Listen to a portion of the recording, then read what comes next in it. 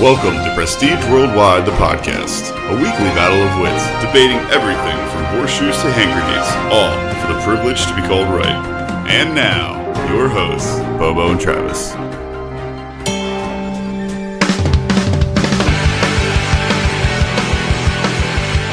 What's up, guys? Welcome to Prestige Worldwide, the podcast.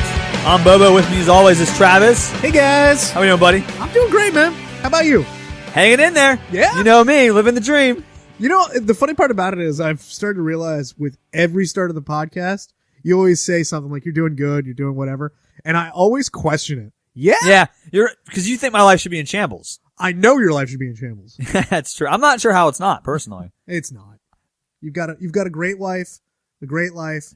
Right, but it should be in shambles. Just a couple extra fucking dogs. A couple?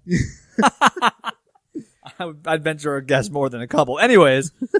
No, but it definitely should be in shambles. I'm well aware of that. I run it basically as someone that's running a fast food restaurant during the busy hour. You know, not a care in the world about after 1 o'clock. Just that lunch rush from 12 to 1. I'm just trying to get through that. Yes, you are. That's how I run my whole life. That is pretty accurate. And it's going to catch up to me one of these days. Sure, you're going to die an early death. I mean, it's probably going to happen. That's fine. You know, now they're taking away Obamacare. I don't have anything to keep me up anyways. So Yeah. nothing's, if I slip and fall or something, I get hurt, you know, I'm dead anyways. So Speaking of that, what? I would like to put a pledge out there to everybody. Uh-oh. Whatever they decide on the name, the world's greatest health plan or whatever it is, can we not call it Trump Care? Oh no, it's going to be Trump Care.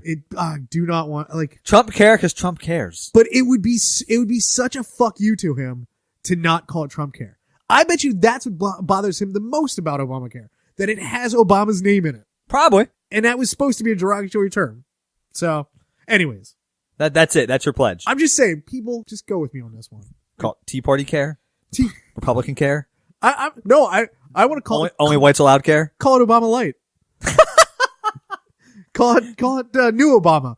Call it Diet Obama. I don't care. Let's just call it Obama High Life. Obama Zero. The champagne of healthcare. Let's call it Obama Zero. There we go. You know, we'll tie it in. I like that. We'll tie it in with what this episode's about today. Oh, so this episode is brought to you by Coke Zero. No. We wish. We wish. We had a lot of good response to our last podcast where we had an interview. We interviewed Larry Blydner, and people seem to really like that. Something a little different. We haven't done a real whole interview for a whole podcast before. Yeah. And we both, you know, we liked it, we enjoyed it, and we're both feeling our way around it. So it was like, you know what? We should find someone else to interview because it went over well. And we wanted to see if we could find someone else to talk to. It was just as interesting as Larry was. Sure. And it dawned on us that a while ago, we had been looking online and we came across this Kickstarter for a movie called Fast 9, which I don't know if anyone's aware of this, so I'll explain it briefly. Yes. Some guy wrote a script, a full movie script. It's like 90 pages with treatments, narration, story setting, everything. Right. For this movie called Fast 9. Yes. Which is basically Fast and the Furious cast with they fight Adolf Hitler. It's 9 is not the number 9. It's the German word. Fast 9? Yes. Fast 9. So, as we know, I'm a fan of the Fast and Furious franchise, which Travis can't fucking stand. He can't stand that I like it either, which is even more, that's more reason for me to like it. But it's not that I can't stand it. I just am perplexed by it. That's fine. So, I saw this at Kickstarter. I lost my shit laughing at it. I was reading the script, having a great time. Oh, yeah. And then we realized, I thought it was a joke. I thought someone like some 12-year-old basically had written this script and put it on Kickstarter because they were asking for $100 million. And it looks like something you would just do as a joke to throw up on there online. Right. But then you start reading the script and 2 pages into it, you're like, oh, I'm wrong. This is not just some asshole kid in high school writing the script with dick jokes and fart jokes. This is a real work of art. Right. And it's put together like a real script. It is, you know, it's blocked out just as a normal one would be. And it's really funny. So we started searching around for the author's name of the script. And the author is Jordan VanDina. Yes. And we started looking around on the internet for information about him and came across his website, weekendscripts.com, where Jordan writes entire movie scripts in a weekend and posts them online. So, you know what? We were like, oh man. We started looking at these other scripts he has. He has one called Fieri Road. Yep. He has one, the new one, the Bowling Green Massacre. Yep. is it 21 Trump Street? 21 Trump 21 Street. Trump Street. That was really funny as well. He's got a bunch of them, and they go up really quickly. You know, he writes them, honestly, in a weekend, puts them up there. Yeah. So we're like, you know what? We should see if we'll talk to this guy. So we emailed him and got no response. And we were like, oh man, he's probably just he's some real Hollywood comedian probably. He's too big to respond to us. You know, we're used to that. We're small time. Sure. No big deal. And then a month passes, and one day we get an email, and Travis, he calls me up and says, Bobo, did you check our email recently? And I said, not today yet. He goes, well, Jordan emailed us back. And I was like, oh, that seems a little tardy. He goes, yeah, he apologized because apparently he never checks the website email address, the Weekend Scripts email address. Right. So he just never read it for a month. And the second he read it, he got back to us right away. I was like, oh, I'm sorry for not getting back to you, but I'd love to talk to you guys. Yeah, solid dude. Solid dude. He just hadn't checked the website email in a month. No big deal. So we set it up and we interviewed Jordan VanDina. And here's that interview. So people are always asking us, Prestige Worldwide, when are you going to interview Jordan VanDina? I always tell them, how about right now? How you doing, Jordan? I'm good, man. You know, I recently got verified on Twitter this week. So I saw that. Week and, yeah, it's a big get for you guys to have me on the show. Wow. Unbelievable. The first thing you tweeted about it was for anyone that's not verified to no longer talk to you. So right. I don't that's going to be a problem for us. my family anymore. I don't talk to anybody that's not verified. I deleted my mother from my phone. They're all out. I mean, I can't blame you on that one. No, what do I want to talk to these peasants for? Only verified from now on. Well, we're not verified yet on Twitter, so we appreciate. Well, it was good talking to you, but I'm gonna go. Your grace is much appreciated.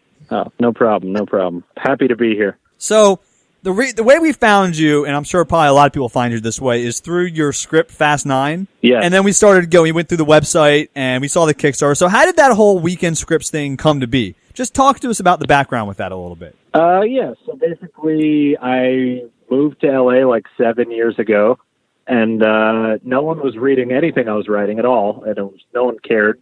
And everyone has a script, so no one should care about my scripts. So then I was like, well, I can write pretty fast, and I could write a lot of dick jokes. So I was like, why don't I just write a script that will go viral and post it online? But like, how do you do that? No one's really posting full scripts. So then I saw this story about the Wu-Tang Clan, and they released their one album and sold it to Martin Shkreli. Right. Yeah. That pharmaceutical guy. And then they had a clause in the contract that said at any point the Wu-Tang Clan and Bill Murray could steal the album back if they wanted to. And I was like, oh, that sounds like a movie. So that story came out Thursday, and then I wrote a 70-page script Saturday, Sunday, and released it Monday. So then everyone was like, wait, how is there a script to this already? This is crazy. And then that went viral, and then I was just like, well, I could probably do this again. And that started the website. Wow. So this whole website was based on, if I'm correct, was the Wu-Tang album being sold to Martin Shkreli. That's the inspiration. Basically, yeah. that was it. And then Martin tweeted it out, and I was like, oh, Twitter. I'll just put my scripts on Twitter and make no money for them. It's a great idea. Well, good, because that dickbag isn't responsible for much good, but we'll chalk this one up. He did one good thing and tweeted my script out, so I got to thank him for that. If I ever meet him, I'll shake his hand. That is an amazing story. I did not expect you to say anything resembling that at all, I'll be honest. Yeah, it's a wild, wild start, but it got me verified, so in the end, I'm very successful. So, I mean, you literally wrote it in 48 hours, start to finish. Did you sleep at all? What kind of caffeine intake were you on? Yeah, basically, I just I drank about 15 Bud Lights over the course of 2 days, which isn't that bad. And I would wake up at like 8 and write till 8 both days. And I got a decent amount of sleep. And then I barely, with all of these, I don't even proofread them, basically. I just wake up on Monday and post it. And if it sucks, then I'm like, oh, who cares? I wrote it in a weekend. What's the difference? Right. Nobody, you know. So, yeah, it's a good fallback. Plausible deniability. I like that. Exactly. And you're still continuing to write all of these in one weekend, correct? Except for, well, most of them are 70 pages, but this last one, the Bowling Green Massacre, starring Mark Wahlberg, I woke up at like 8 a.m. and read the story, and then wrote it and posted it at 1 p.m., and that's a 35-page script. Wow. So this one was a 5-hour one. Good for you, because that one's great. Yeah, we're going to talk about that later. We have some questions about that one. So. Oh, good. We'll come back to that. Basically, because everyone was like, you're not really writing these in a weekend, so I just need to prove that there's no other way I could do them. You have to find a story that hits that day, and then hit them with it in the afternoon. Okay, I like it. It's great because everybody forgets about the story 2 weeks later, and the script is irrelevant. But for the one day, it's very good. So going back to Fast 9. So Yeah. how long after you wrote the script or that you posted it how did the podcast become? I wrote the script in the weekend. I posted it. Nobody cared. Nobody read it at all. Not even my friends were posting it. And then I put it on Reddit. And then Reddit took it down because they were like, you can't post your own stuff. And I was like, why not? Isn't that what Reddit's for? Yes. So they took it down. And then I started a Kickstarter that said I wanted to actually make it for $100 million. And that sort of went viral. And then like a bunch of people saw it. And then I recorded a podcast. And then Paul Scheer saw it. And then he put on the live read. And that's the way that happened. Oh, so he was instrumental in putting on the live read? He did everything. So basically Franklin Leonard, who runs the Blacklist, which is like all of LA's best unproduced scripts, he found it. And he was like, this is a great parody. You want me to send this to people? And I was like, yeah, of course. And then he sent it to Paul Scheer. And Paul was just like, I love this. Would you want to do a live read? And I was like, yeah. And then he was like, all right, I'll do everything. And then Wow. a couple weeks later, he was like, tickets are on sale. And it was for a 500-person venue. And I read the action lines at the live show, and I hadn't met any of the celebrities doing it before I got there. So I got there 10 minutes before and met like Nick Kroll playing Hitler, Lance Reddick, Jason Mantzoukas. It was crazy. That's awesome. I'm very disappointed that we got onto the train a little late and we weren't able to make it out there for that, because it would have been amazing to see that live. It was really insane. And yeah, Paul is just like the best dude. He made posters for it. He made a fake trailer. He did all these sound effects. It was really great. For no reason. It didn't help him at all. Yeah. That's incredible. That's awesome. Yeah, so great guy. You know, it's funny because when we first saw Fast 9, you see this Kickstarter for it, and I had thought, you don't read the script at first. You just see this Kickstarter and you see the name.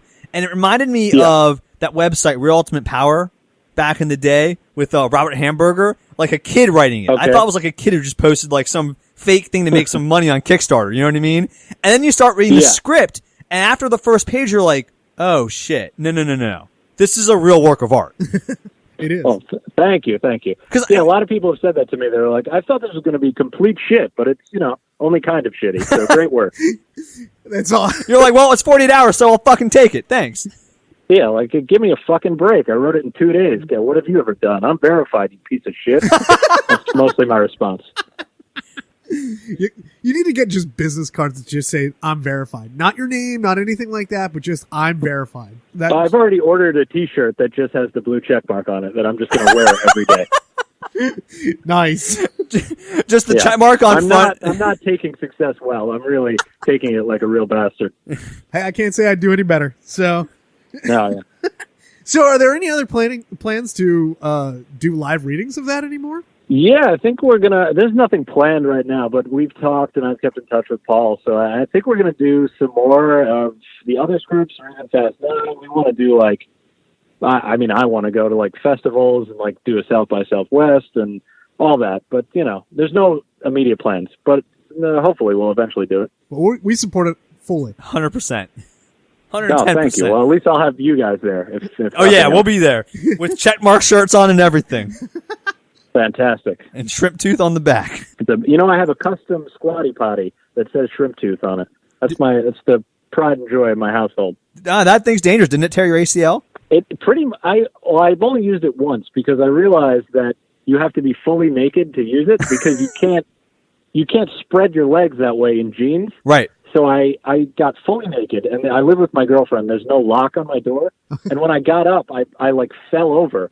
And I was like, I'm going to die naked, covered in my own shit. So I never used it again. It was a real fear I had. Still have, but... Yeah, so I'm never using the squatty potty, but it looks nice. I have not had the pleasure of a full emission yet using the squatty potty, but now... Yeah, they say it's a full elimination, but all I felt was like a real hard splitting of my asshole. It wasn't comfortable. I really had a bad time on it. Well, unfortunately, we're sponsored by Squatty Potty, so... I love the Squatty Potty. It's one of the best products I've ever used, honestly. Okay, so you moved out to LA, would you say, like 7 years ago? 7 years, yeah. Okay, so what, I guess you went out there to be a writer, is that what the initial plan was? Right. Yeah. I went to Emerson College in Boston. I majored in film, and then your last semester they send you out here to like intern. So once that finished, I just stayed here and got a job at a visual effects company, and I've been there ever since. Even now, as I'm writing on a TV show, I'm still going to the visual effects place. It's a nice side job. Oh, so yeah, 'cause we're kind of interested in this visual effects editor. What exactly is that, and what do you do on a daily basis? It's such a good question because I barely know myself. I still have no interest in visual effects, but I've been here for 7 years. Basically, what I do is I'll go on set, and even when I'm not on set, but mostly on set, and they'll be shooting green screen elements or whatever, and they've already shot like what they call the plates. So like if The Rock is jumping out of a burning building, they'll shoot the building, and then The Rock will come and in front of a green screen, I can do that live. So like I'll show him the burning building and then show him, shrink him down, whatever size, and then you could see exactly how the effect's going to work before we even shoot anything. So that's basically what I'm doing. Oh, okay. So you're it's cool. It looks very cool. So you're kind of mapping out the scene with all the information there before they really waste a lot of time with the actor. Is that kind of correct? Basically, yeah. So anyone could just come in and just be in and out in like an hour, and we could shoot all the stuff, show it to them, pretty much fully done, and then it's it looks impressive, and it just helps so there's no mistakes later on. That's cool. That's actually a really neat job. Yeah, it's cool. It's fun. It's boring. I don't really like it, but it needs to be done. I mean, it pays the bills, though, right? I mean, obviously, that's how it keeps you employed to do all the other fun stuff you want to do, like write scripts on the weekends and exactly. Yeah, it's helped me stay in LA while I've been writing this whole time. So that's my one advice to anyone: just get a job where you can just make money while you write. That's really the best advice I could give. So who's the biggest star you've ever done a visual effect for? Walking in, this guy is so important. I'm starstruck even being in Hollywood by him. Jared Fogle from Subway? Yes. Yeah, not him. But, we've done a lot. So we've done The Rock, I've met a few times, who's very cool. And De Niro we did. He had to curse at me one day. So that was probably the best experience, just having De Niro call me a piece of shit to my face. One of my favorites. Scripted cursing at you, or you just were fucking it up? Not scripted. It was like on green screen, and I was his eye line, and they were like, can you just look at that small white boy and just curse at him for a while? And he just went off on me, and it was quite a treat. You're just smiling there, taking it. Yeah, I was like, oh, wow, I'm being screamed at by Robert De Niro. This is amazing. Yeah, it was really great. That's awesome. Yeah, everyone's been really nice. I haven't met any Hollywood assholes yet, but they haven't been mean to me, at least. Well, hey, that's good news for you. That's good. Yeah, The Rock came in, and I did that thing where I made eye contact and immediately looked away. And then when I looked back, he was still staring at me, and he was like, you can say hi to me. It's okay. I was like, oh, I'm very nervous. Sorry. You should be like, I don't know who this is. Can I help you, sir? Yeah. This was before Fast 9. Had I written Fast 9, I would have just handed him the script, so he would have loved it. Yeah, you could have been the writer for that movie. I know. I still can. I can. There's like 3 more movies coming out. I got to jump in there. That's true. Your Fast 9, it fits right in there. The whole series. I think it'll slide right in nicely after this last one. So. Yeah, people won't even notice. They'll just feel like it's one of the series. I got all the characters in there: Tyrese, Ludacris, all of them. And me personally, I like the direction you took the franchise in. I'm not a fan of the current trajectory of the franchise, but I like yours. I never even saw any of the movies until I wrote this, and then I watched all 7 in one weekend just to study up. But I had never seen any of them. We had a friend try to do that also. What was your thoughts on that? What did you think of the whole franchise? I hated every second of it, except for Tokyo Drift, which was a treat because none of the real people were in it. It was just so weird. So I like Tokyo Drift, which is number 3. Number 3. Yeah, it's number 3. Yeah, but 7 of those movies in a row really, really kill you. It was a tough weekend for me. Yeah, I can't imagine. Bubbo's a big fan of those movies. I, however, am not. So no, that would be torture. It's good. It's good action though. I don't know. It's crazy. The Rock is great. Vin Diesel's great. They hate each other. It's all fun. Yeah, that's true. So. Okay, moving on from that, because Travis, I can already tell, does not want to talk about Fast and Furious anymore. Like, his eyes are glazed over. So. No, I just keep thinking of Vin Diesel throwing down Coronas and picking another one up. That got me so much as I read Fast 9. It's very integral to the story. Yeah, the only thing I got from those movies is like they love family and Vin Diesel loves Corona. That's all I got from That's the whole movie. That's it. That's all I needed. Yeah, that's the plot. I think. I'm pretty sure. The whole entire series. It's crazy. All right. So, we saw that we actually just watched it earlier. You wrote a honest trailer for Entourage? Right. How did you get involved with that? Well, I knew the Break Media guys. I had done some writing for them for like a week. I went in, and then I tweet a lot about Entourage. So they were like, well, if anyone's going to do it, it should be this guy. So then I had to binge watch Entourage. That was a fucking nightmare. And then, I just wrote some jokes. I didn't write all of it. They write too. And then did some writing, did some editing, and then that's it. How many views does that have now? I haven't looked back. Has it cracked 1 million? They all crack 1 million, right? I think so. You want to go? Travis, Jamie, look that up. Yeah, we don't need to check. I haven't seen a damn dime from it. I want residuals on that. What happened there? Well, hey, I think the check's in the mail, as they say. Oh, okay, exciting. Vinny Chase, making that Vinny Chase money. Vinny Chase money. Gold cash. Not Aquaman Vinny Chase, though, because that guy, he's making bank. That guy, Aquaman was the highest grossing movie in the world in the Entourage universe. That's right. I remember that well. You are up to 3.8 million views. Wow. Damn, that's got to equal out to a couple 100,000, I think they should be sending me. Or one verification check mark. That's it. That's really all you need in Hollywood. I could get in anywhere with that. Show on my Twitter profile. You can fire your agent right now. You've got the check mark. It's cool. That's a good point. I think I'm going to send an email just firing everybody. You need to just walk around Hollywood like in Wayne's World when they had the backstage passes and they're just flashing it at everybody. Oh, yeah. Just flash your phone. Yeah. Verified. Oh, there's a line at the Roosevelt? I don't fucking think so. I'm like Vinny Chase. I'm walking back there. I don't care. Getting a dry rub in my Scion TC. What am I care? So, do you actually have an agent? Like, how do you go about getting all these writing jobs in LA? Do you need agents for that? We don't really know how the behind-the-scenes process works for non-actors. So. I mean, I haven't really gotten that many writing jobs, but I have a manager and an agent. They each get 10%. The manager really helps guide everything, so he'll tell you I shouldn't do this, you shouldn't do that, and the agent really negotiates everything, like the contracts and stuff. So that's why you need both or don't need both. I don't know. Either way, I end up less 20% for everything I make. So it's bullshit. I got to fire them. I deserve all 100% of that check. And then, but the manager gets you the job, so you sort of need it. We can conference them in right now if you'd like to fire them live on air. That would be a great podcast. Me ruining my career right now on this very podcast. Dude, we'll get a few plays from that. Maybe not 3.8 million, though. I mean, I'm not going to promise you anything, but... Right. Well, you guys have to be my agents if I fire them, so I hope you know some people. Good luck with that. Yeah. I guess we'll all be living in my mom's basement.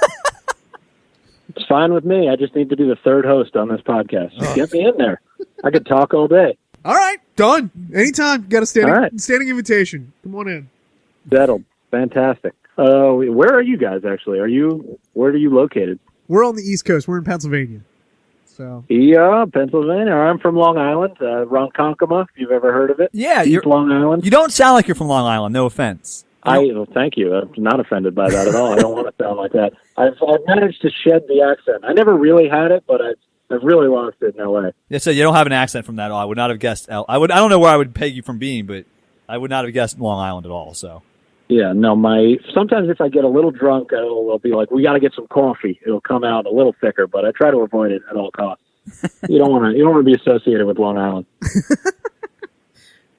So, going back to the stuff that you're working on, we noticed that you're currently writing on What Would Diplo Do with James Van Der Beek. This is my first real writing job. So, how's it going? It's great. It's Viceland's first scripted show.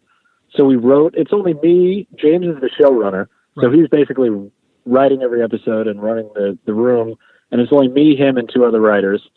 So it's pretty small. We finished writing all 6, and we started shooting last week. So 2 more weeks of shooting, and then it'll be done. And it's great. It's funny. It's weird. People are gonna like it. Yeah. How many episodes do you do in that short period of time? We're doing 6 episodes. Cool. Okay. Yeah, it's good. Van Der Beek, greatest guy of all time. Very nice. Very funny. Did I read it correct that Spike Jonze is kind of helping you out, like, with direction and stuff with this? Yeah, he's the creative director at Vice, so he basically oversees everything for the channel. So James had to pitch the show, and the director, Brandon Dermer, they pitched the show to Spike. He loved it. Then they broke down all the episodes with him, and he gave his notes. And yeah, he's pretty involved, so it's cool. So how many times a day do you yell out, "Hey, Dawson, I got a new idea"? I'd say 5 to 7. I'll tweet at him. I'll text him. I'll just keep calling him Dawson. He loves it. Can't get enough of that guy. But yeah, he does. He embraces it. You can say whatever you want. It's not like he's sensitive about his past. He really enjoys it. That's good. That's good to hear, because you don't want to have you don't want to work with somebody that can't have a little sense of humor about themselves. Plus, it made him a lot of money. He sent me the Dawson's crying meme. He sent me that multiple times, so he gets it. Oh, nice. Yeah. Yeah. That's awesome. So he sounds like a pretty cool guy. Then now you're not acting on the show. Great. You're just the writer, right? You don't do anything on camera at all. No, I'm not on camera.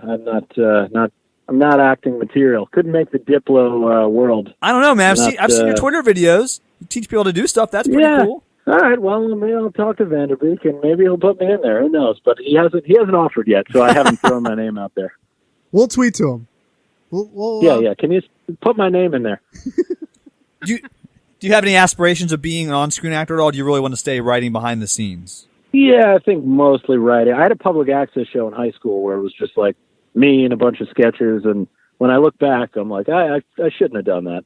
So I feel like if I started acting, like in 10 years, I'll look back and be like, I shouldn't have done that. So I'm going to stick behind the scenes for now. Unless someone offers me, then sure, I'll do it. What do I care? Yeah, if they're going to offer you, hey, I'm not going to turn down being on camera, obviously. No, yeah, I deserve to be much more famous than I am. So if that's going to do it, then I'll take the job. And I mean, you're already verified. How much more famous can you be? I don't know. I just want to be more famous. I need to be. If I can get a double check mark on Twitter, that's the goal. Is that what Donald Trump has? Does he have a double check mark? I think he has. Yeah, the double check. The elusive double check mark. All right, we'll work on it for you. Thank you, guys. I just want to be Trump status when it comes to Twitter. Just So that's what'll be on the back of my shirt on the verified. Trump status. Oh man, that would not go over well in Hollywood, I imagine. No, people won't like it, but I'll be like, "Fuck you! I don't care about your opinion. I'm verified." It works for every situation. People listen to me. Yeah, people respect me. The Twitter world respects me. God damn it! So what is the process to get verified? I don't even know. Anyone could do it. You could do it. You just send them an email, and they're like, "Yeah, sure, why not?" It's super easy. You literally just send in a request, and I don't know. I guess they look at something. They look at your credits, or who knows? I don't know what they look at, but it works for me. So I don't know. Everyone should submit. Everyone should be verified. It's an easy process. Everybody gets verified that there really is no status symbol anymore. Right. Yeah. Actually, take that back. It's very hard. No one should do it. So, what was your favorite movie of 2016 since the Oscars just happened? What was your best picture? It's a good question because I don't see any movies. My girlfriend doesn't like going to the movies because people eat popcorn loudly, so I really don't see anything. Wait, what? I don't know. What do you guys like? I saw The Nice Guys. I thought that was good. I don't know. What else? What else came out? I didn't see any of the Oscar movies at all. You didn't see Arrival at all? Didn't see Arrival. Nope. Oh man, you probably worked on it though. We might have. We do work on all these movies that I don't ever see because I see too much of them. I don't need to go there. Then I'll be like, oh, that green screen sucks. You don't want to be that guy. You're the guy in the front row. That green screen's not accurate enough. Yeah. It's like, that was a stunt double. We replaced his face. I'll just say it loudly in the theater. Just ruining people's time. Ruining everyone's good time. Now, will that actually happen to you, though, where you watch a movie and you're like, man, that really fucking sucks? Like, this green screen is subpar. Not really, no, because I know, even at 7 years in, I know so little about visual effects because I just don't care. So I really don't ever notice anything that I probably should. Gotcha. So no, I don't really do that in theaters. Now, this is I'm going to go off topic a little bit. Do you watch the show The Walking Dead? I don't. I've never seen The Walking Dead. Have you heard anything about the deer? No. You want to spoil it for me? shoot me the deer. What happens with the deer? I'm not going to spoil anything for you, but in a couple episodes ago, they had a CGI deer in the show that looked like they just cut out a picture and put it on the screen. Like, yeah, animal. I imagine it was really hard because animals are hard to do because of the fur and all that. So I'm sure it looked like shit. Yeah, the media tore it apart. yeah. It was like front page news on Monday morning. They're like, "What the fuck was that deer?" Like, God, I got to look that deer up. That sounds good. you remember how, like, when you watch something on a VHS and you have a line that ran down through it? Yep. That kind of happened to the deer. It was really bad. But God, that sounds terrible. I got to check that out. Right up my alley. Yeah, there's a couple good tweets in there for you. He's checking to make sure it wasn't his work. Okay. I hope I didn't make that one. Can you delete this part of the podcast because my company did that. Unbelievable. So rude. I meant it looked great. Best Yo, deer I've thanks, ever man. seen. Yeah. We're really proud of that. Proud of that deer. Bang up job. Yeah, I mean, we both Thank you. we did an episode a couple weeks ago about Oscars, and I think we came to a little bit of equal ground on Arrival. We really liked Arrival. That was a good one. What did it win? Did it win anything? No. No. No. Neither Couldn't have one been was- that good. Didn't even win. Nope, and neither one of us liked Moonlight in that one Best Picture at some point. That did. Eventually, it won Best Picture. It got there. Didn't see that one. It was a slow. Didn't see La La Land. Didn't see any of it. Yeah, you really, for someone that's in Hollywood, you're not really into movies. No, yeah, I don't like movies. I'm not entertained by them. I don't like TV. I really just like tweeting. That's my bread and butter is tweeting. I hate entertainment all around. Well, we like your tweets, so Oh, thanks, man. Yeah. That's all that matters. Do you have a little soda over there? Oh yeah, so and for you getting verified, we're very, very proud of you getting verified, and we want to, Thank it's you. at times like this that you want to pop open a nice Coke Zero, and Right. just a good refreshing drink to really quench that verified it's thirst so you good. have. Mm. I had Oh. 3 Coke Zeros today. I had one at like 8 a.m. and I felt really bad about myself. Then I had another one at like 9 a.m. I was like, fuck it, who cares? I already had one today. And then I had one right before I called you guys. And I'm having the day of my life. I'm having I one love now. It's Coke Zero. delicious. Best It's so soda good. ever. It's so refreshing, and it's all the fun of Coke without any of the guilt. 0 calories, guys. Come on. 0 calories, all kinds of shit in it. I Everything. mean, I'll be dead in a week for sure. I mean, it's not good for you. Everything a growing boy needs. Whatever. Who wants to live in Trump's America, anyways? All right. Right. All right. Exactly. We got one more question, then we're gonna have something we want you to plug for us. So, All right, sure. last question: if every item you ever lost in your whole life was put into a box, what one item would you want back from that box, and why? It's a good question. Well, I'd need a big box. So I have this thing.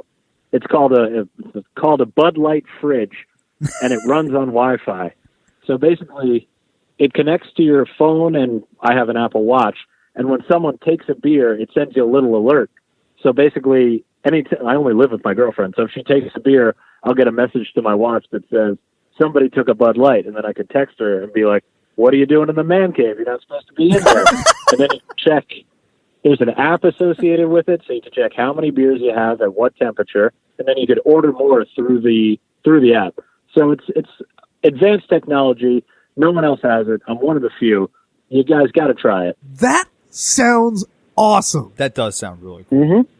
It's a necessary item for any home, I think. I've never heard of this. I'm blown away right now because No one has. I think I have the only one, and it cost me like $8,000. And they brought it in this huge truck, and it almost killed me because I had to bring it up the stairs myself.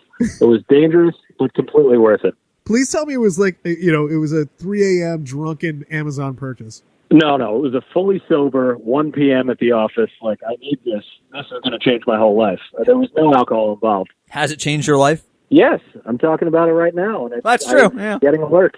And I think if anyone ever robs me, they might take a beer, and that'll save it. I'll be like, oh, someone's in my house. Or if my girlfriend's ever cheating on me, I'll know. If more than one beer goes missing, there could be someone in there. Or if she becomes an alcoholic and you start seeing beers missing at 9 a.m., 10 a.m., 10:30, Right, 10:47, exactly. There's a lot of 10:53. reasons to have a Bud Light fridge. Wow. What happens if you put it with Coors Light? Does it tell you if a Coors is taken? I wouldn't even tempt to put another brand in there. Wouldn't do that to it. Strictly Buds. You just put in bottled water if you're putting Coors Light in there. That's true, but I wouldn't put water in there either. It's either Bud Light, or Bud Platinum. Have you had that? Oh, that's a great beer. Oh, I've had the Platinum. Oh, yes. Oh, it's good. I mean, it's almost as good as Coke Zero. If they could merge those two, we'd have the ultimate drink. They do need Bud Zero. Dude. Bud Zero. Holy shit. I think we just got rich. There we go. Bud Zero. We're all getting verified. My God. There, I'm on my way to that double check mark. You guys did it. Hell yeah. Hey, but we're proud to be a part of your fame. Oh, I'm proud to have you. I mean, it's a whirlwind of the fame I'm involved with. I know People love me. It's moving everywhere. quickly. We got to keep up. I know. We're trying, though. Yeah. You're doing great. Doing great. So let's talk about the latest script you just wrote. The Bowling Green Massacre starring Mark Wahlberg. Right. Or was it written by Mark Wahlberg starring Mark Wallenberg? Is that how it is? Yes. I did it as if Mark was writing it himself and putting himself in it. But Okay. he just changed his name slightly. Okay. So it's Mark Wallenberg.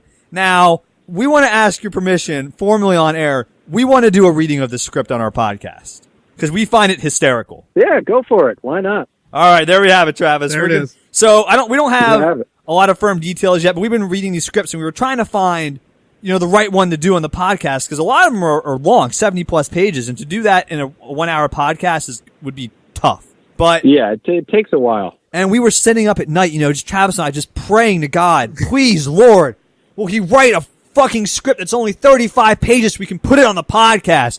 And then that Right. angel, Kellyanne Conway, was sent down from the heavens and said Bowling Green Massacre, and here we are. Our prayers have been answered. Yep, there we go. I heard the prayers and I wrote it. Everyone wanted a 35-page script, and I did it. I did it for you guys. So that's my gift to you. Hallelujah. We appreciate it. It's amazing. I mean, people should go to weekendscripts.com and check out the script ahead of time. And then, at some point soon, we'll put on a live reading of it as well. But it's pure genius. Wow, thanks, man. That means a lot. Hey, if you're going to make fun of Mark Wallenberg, I'm in. That's I'm my waiting bread for and him to kick my ass. If he sees me, he will fight me. So Has he I'm found gonna out about die it? at some point. Has he reached out to you about it at all or no? He hasn't, but everyone's like, yeah, he's not that big though. Like, it doesn't matter. I'm like, you don't think that Mark Wahlberg could kick my ass? Like, literally anybody in the world could kick my ass. I don't know why people are like, he's small. It doesn't matter. I'm very scared of him. He's I not. hope he doesn't He's reach not out. that small. I mean, he works out. He's probably got like 5 personal trainers. Yeah, he's even if he was like 3'5", he's so jacked. He could definitely beat me up. I'm very weak. I'm a weak person. And the problem is, you've got 2 strikes against you too, because you went after Entourage in your honest trailer, and now you're going after him on this one. Oh. He's got That's a little what I'm saying. he's got a little pent up rage there for you. If he finds out that those two things I are know. related. I know. If I write a third thing, that's 3 strikes. He's definitely not coming after me. I can't handle that. Oh, please write a weekend script for The Happening too. Yeah, not a bad idea. If more people saw The Happening, maybe I would, but I would have to. No one would understand the jokes. Yeah, half the script would be recapping Happening 1. Yeah, I'll just post the script for that first, and then I'll write the second one. 2 weekends in a row, people think you're really cranking them out. Yeah, it's really prolific. It's a Bud Light fridge. It's keeping me going. I can't. I'm gonna look into this. I might be getting one of these Bud Light fridges. This is Well, the thing, I can't even imagine that they still make them because it has the slogan "Up for Whatever," which is not even a thing for them anymore. So they might have gotten rid of it altogether. I don't know. But you should try to get one. Maybe I could sell it on eBay for $20,000. You should. It might be worth something. There you go. I imagine you didn't even buy it. You just got points, in the like the Pepsi points, where the guy tried to buy. Yeah, like the Marlboro points. Yeah. Yeah. Do those still exist? After I bought it, and I think I actually spent like $700 on it. But after I bought it, this girl that I know was like, "I work for Bud Light. I could have got you one for free." And I was like, "Oh my God, it's the worst thing I've ever heard in my life." Honey, what you meant to say is you can get me another one for free. Yeah, it's like, well, we do have 2 more bedrooms, so can you get 2 more? Our guests need Bud Light too, babe. Yeah, everyone's very thirsty. Come on. Looks like somebody in guest room 2 is up for whatever. Yeah. I'm sure they're all in the trash somewhere. Like, that slogan is irrelevant. So now's the time to buy. Buy cheap. There we go. So Oh, yeah. that's all we have. Or do you have anything you want to plug? Anything coming up Any plans? Anything? Any new scripts coming out? Anything? No, not really. I mean, weekendscripts.com. I don't plan these in advance. So if a new story comes out today, maybe I'll write one tomorrow. And, What Would Diplo Do comes out in May, I think, of Viceland. So okay. watch that. Okay, And, Diplo May of it. Viceland. Excellent. That's something to look forward to, at least for us. Yeah, it's good. And I'll be updating on Twitter at ShrimpTooth Verified. You'll know it's me. Blue check mark. Excellent. Well, thank you very much, Jordan. Again, the website's weekendscripts.com for everybody. Check out. What Would Diplo Do? On Viceland. Yep, check it out. You'll see it. They'll put up ads and stuff. It'll be fun. Fun time. Well, great. Well, thanks for calling in, and we appreciate your time, and good luck on the show. Well, thanks, guys. Thanks for having me on. Talk to you soon. It was the best of times, it was the worst of times, and now it's end times. Welcome to End Times. Hope you guys enjoyed the interview. We had a great time. Yes. Travis is now infatuated with the Bud Light fridge. Right. Yes. So I messaged Bobo the other day, and I told him, hey, I found it. I found the fridge. It's on Bud Light's or Budweiser's website. You can still buy it, but the problem is you can only buy it if you're a California resident. So I was like, you know what? Let me just check this out. So I went to put it in my cart. It's no longer available. Oh. So the fridge is awesome. We have a picture of it on our website. So it is really, really cool. I think we're going to start a GoFundMe for Travis to get one, actually. So we'll see how that works out for you. I'm going to start a GoFundMe to get you a Bud Light fridge. There we go. All right. So anyways, and on that note, so belated Happy St. Patrick's Day to everybody. Woo! Travis and I went out and did some drinking. Yes. Had a good time. We A did. couple laughs, had a couple drinks, saw a couple things, as they say. Like a brownout. Did you know that? So a brownout made its way through town. And because we were, heavily boozing all weekend, we've decided this week to take some tests online to see if we're actually alcoholics. All right. We gotta be safe, I wasn't sure if after this weekend or not we qualified. I just want to make sure I'm in the clear still. Well, hey, listen, I mean, I think if people have been listening to this podcast for a while, they should probably know that you don't drink on a regular basis. I do not. And I'm one that sort of does. Well, I do. I drink on a regular basis. From 9 a.m. to 5 p.m. Yeah. If I could be drunk right now, I would be. So the question came, am I an alcoholic? Or are you an alcoholic? Which I just want to see what your answers are. So we both took this test online, and we're going to share the results with each other. Let's see here. All right. So do you want to just go with the score and then go through some of the questions? Okay, sure. So I had to answer 8 questions, yes, for risk factors. Okay. How many did you answer? Wait, 8 questions? I had 8 yeses. Oh. So All the questions in this test were yes, no. Like, is this like, yes, do you do this? No, do you do not do that? So is that the one where it says your answers cause concern? yes. So I had 7 yeses then, I guess. I had more than you. I guess so. Interesting. Yeah, I had, I like how below that it says a passing score is a 0. right. I'm like, no, there is not any of those. No one can answer all those questions 0. Right. Even Ann have to say yes for one. Yeah. Like, and I guess, Because the last question's about blood relatives having problems with alcohol. And if you don't know anybody that doesn't have a problem with alcohol, I don't know what to do for you. I don't have any blood relatives that are Really? none. None. You're the first. No, there's nobody I know Wow. that in my family that has had an issue with alcohol. We all love it a little too much. But Travis, I think you need to answer yes to that question because you're in denial. no fucking way. All right. Okay. So I am at risk, it says. Yes, you are. I'm at risk. So the results suggest you are at risk for developing problems with alcohol. You should consider arranging a personal meeting with a professional who has experience in the evaluation of alcohol problems. Wait, seriously? Yeah. Shit, I backed out of mine, so I didn't get to read that kind of stuff. But I don't think I even had that in mind. I guess what did you have? 8 questions? I had on this? 8. So It's the cutoff for being at risk. I was at risk, but it didn't say seek help, professional help. Oh yeah, it says I should seek help with a professional about my alcohol problems. Now, here's the funny part though, is I had to answer, Travis and I agree, we'd answer yes, no to these questions. Right. And we would be entirely truthful on them. Okay. No matter what the question was. So, when I was taking this test, I had to be 100%. Like if this question, if it meant the letter of the law, Right. black or white, no gray area now. So, But most of these questions are gray areas, so go but ahead. they're not for me because question 1, do you try to avoid family or close friends while you're drinking? I have to answer yes because I got to avoid Ann because she doesn't like it. Oh. That's a slippery slope. It's black or white, Travis. I always have to avoid her when I'm drinking. She doesn't like it. Oh, see, that was a no for me. Do you drink heavily when you are disappointed or under pressure or have a quarrel with somebody? No, I answered no for that one. because I don't drink heavily. I may have like a beer, but I'm not, heavy. But here's some other ones I had to say yes to. So, do you sometimes feel a little guilty about your drinking? Yes, because it pisses Ann off. This is another one. Has a family member or close friend expressed concern? Of course Ann has. Every time I drink, she's like, what are you drinking for? Does she really? Oh, yeah. But she's been around us now, so she understand you don't have a problem. So, Like, as in comparison, Ann has never had a drink, so she doesn't know what a problem looks like. So to her, one drink is a problem. all right. Well, but when she looks at us and looks at you, we clearly have problems. You do not.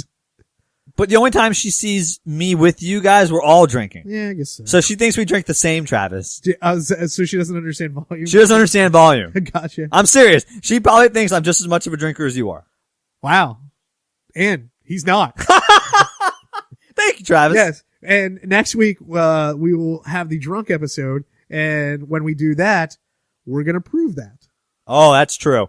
because we're going to warm up. This episode's brought to you by drinking. Right. And we're going to warm up, before we start recording. And it'll be interesting to your cutoff point to where I keep going. Oh, I'll cut myself off. Yeah, I know, but you'll see where you stop and I keep going, and because I have to keep going to get drunk enough for this episode. Oh, and I'll start after you and be drunker before you're drunk. Right. And I'll have a hangover while you're still drinking. That's how that night will go.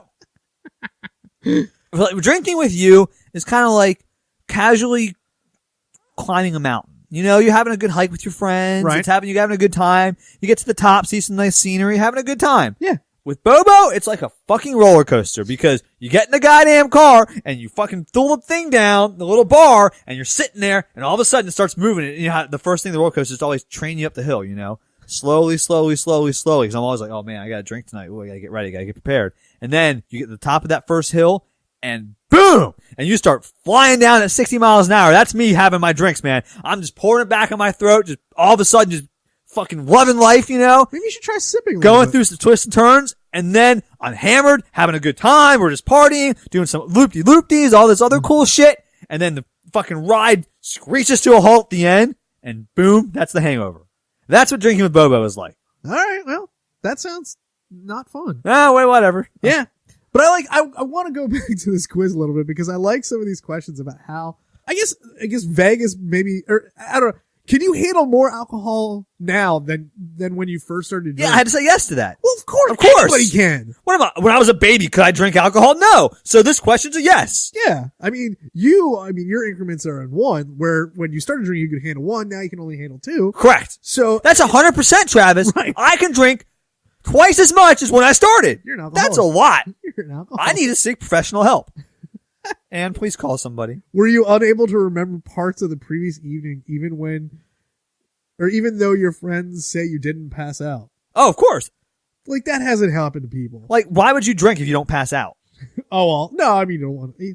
Then you've gone a little too far. Oh, see, that's my problem is I only drink to, like, get hammered. Well, but there's a difference between hammered and then but passing out. Like, passing out. Well, browning out. Browning out's fine, but again, even like when you pass But out. I'd say if you brown out, you gotta say yes to that question. Right. But when you pass out, you've gone too far. Because So says you. something's one part of your next 12 hours is not going to be pleasurable. Hey, you know what? Michael Floyd passed out in the car at the stoplight. Next thing you know, he's winning the Super Bowls with the Patriots. So I would disagree with you there. Well, that wasn't the next 12 hours. I'm just saying. It happened pretty quickly. Definitely the next 48. Do you sometimes feel uncomfortable if alcohol is not available? Of course. I feel awkward for everybody else. Right. Basically all the time. What was How'd they get by in Utah? There must be so much awkward conversation there. Oh man, but everybody can drink like champs because their beers suck. Their beer's so low. 2%. Ugh, All you have is a bunch of fat drunks then. that's true. Do you often want to continue drinking after your friends say they've had enough? Well, when you're drinking with Bobo, then yeah. Yeah, because you drink with me, I've had one drink, I'm hungover, and Travis is like, well, I gotta have a second drink, right? Yeah. Right? Just two? Just two wet my whistle? Want to have a third? Maybe a fourth? Do you usually have a reason for the occasions when you drink heavily? Well, that's a yes for me. That's a hard yes. Yeah. Was that a bad risk factor? I don't think that's I think that's normal. Okay. Do I think people other than Mormons, who are people that do not have fun on New Year's or any other time you're with, do the Amish drink? I was gonna say the Amish. I don't know though. Buttermilk. They churn it themselves. Churn it themselves. Just like Weird Al used to talk about. When you're sober, do you sometimes regret things you did or said while drinking? Obviously. Are you fucking kidding me? Like, if you don't, you didn't drink enough. Who hasn't called their boss a dickhole after having a few in them? Who hasn't slapped the best friend in the face and say, fuck you, bitch? After a night of drinking, I mean, you're like, oh, I wish I hadn't done that. 'Cause now my hand hurts. And he looks like an idiot with a handprint on his face. Knocked his tooth out. That's my fun story about Boner. When he was drinking once. Yeah. They were playing the slap game. And his friend slapped him in the face so hard he knocked his tooth out. Yep. That's a good one. Do you eat very little or irregularly during periods when you are drinking? Yeah. Well, right, because I'm drinking. Like when we go, I can't have a burger and drink 5 beers. Yeah, I gotta make choices. I will often, forget to eat if we're doing like an all day drinking type of thing. But you're not forgetting. You're just drinking your dinner. Well, yeah, yeah. I don't understand the question. I don't know. But, all right, okay, well, this question's bullshit. I'm not going to seek help. Fuck you, Tess. Just so you know. There's one question. Do you sometimes stay drunk for several days at a time? If you answer yes to that, that should be the only question. If you answer yes to that question, the test should just end right there. I remember, so a story about Boner again, when he was a guitar player in our band, and when we were driving home from a tour from Florida, we promised him that if he stayed drunk the whole drive home, he didn't have to drive, obviously. So he stayed drunk for about 18 to 20 hours, like solid. Oh my God, was he obliterated after that, though? I mean, your body just can't take 20 hours of being fucking hammered. Yeah. It was a fun drive home, though, let me tell you. I wish I saw those pictures on our cell phones. It was on the old flip phones and stuff. Yeah. He's had pictures of himself up in the front seat with bottles of Arbor Mist, just making the most ridiculous faces. God, it was great. Yeah. I mean that's a long haul right there. That's a tough one. I don't know that I could do that even in my best of days. Well, but good for him. Good for him. He tried real hard. He stayed up for almost a day straight, just drinking, boozing, having a good time, keeping us company on our drive home. Good for him. Good for him. Yep. That's it, guys. The number is 747 banging. That's 747-226-4464. Call us. Let us know about how much you enjoy Coke Zero. If you have a Bud Light fridge, we want to know how you got it and where Travis can get one at. Yeah. Well, no, if you have a Bud Light fridge, we want to know where we can send our dress so you can send it to us. If you want to audition for the Bowling Green Massacre, we're going to be doing a reading of that in the podcast as we talked about. So if you want to be in the movie, give us a call in your best Boston accent. Yes. Because we need someone with Boston accent for this script. We're missing a few key characters that have Boston accents. Yep. So call in and, give us your best impression of Mark Wahlberg or fake Matt Damon accent or Ben Affleck's terrible Boston accent. Whatever you want to do, let us know. We'll try. You want to be in the movie. This is your chance. Open casting call. There we go. And the website is pwthepodcast.com. Check us out on Facebook, Twitter, Instagram, all the social media, YouTube, Stitcher. There's so many places you can find us now. Yeah. And hit us for, get us some likes on those. If you're on iTunes, throw us a 5-star review. If you're on TuneIn or whatever, throw us a review. We appreciate it. We do. If you're on Facebook and you don't like our pictures, let us know about them so we can talk about it. We've been getting a lot of negative feedback lately on the Facebook about our ads, and we're going to start getting real hostile about them. So I'm pretty excited about that personally. I would like for somebody to stand up for us. Yeah, anyways. I mean, we shouldn't have to do all the work, or should we? Yeah, get out. There's a lot of trolls on our Facebook posts, so go over there and start talking some shit back. We'll get you back. Yeah. I mean, we're not the tallest or the strongest men out there, but we make up for it in grit. We'll take pictures of ourselves and sign them for you. I will not do that. I'm above such things. Oh, I'm not. Okay. I'm going to take a picture of you and sign it. Stay next week's drunk episode, so bring your beers, crack them some cold ones, and we'll see you next Tuesday. Take it easy.